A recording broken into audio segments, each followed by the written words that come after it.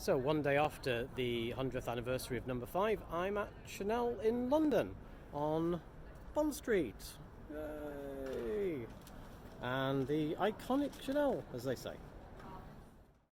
So when I finally got in the store, I was a little bit disappointed that there was no Number 5 special bottles or anything, but happy to see that the Paris Edinburgh, the O collection, is going to be released in the UK at the end of this month.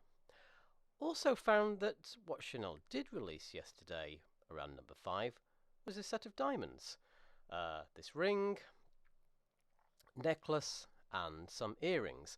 The ring, I think, is about £6,000. Sorry, I don't have an affiliate link if you fancy buying it, but maybe mention me.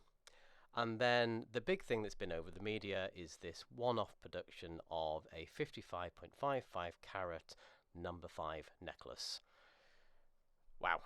Okay.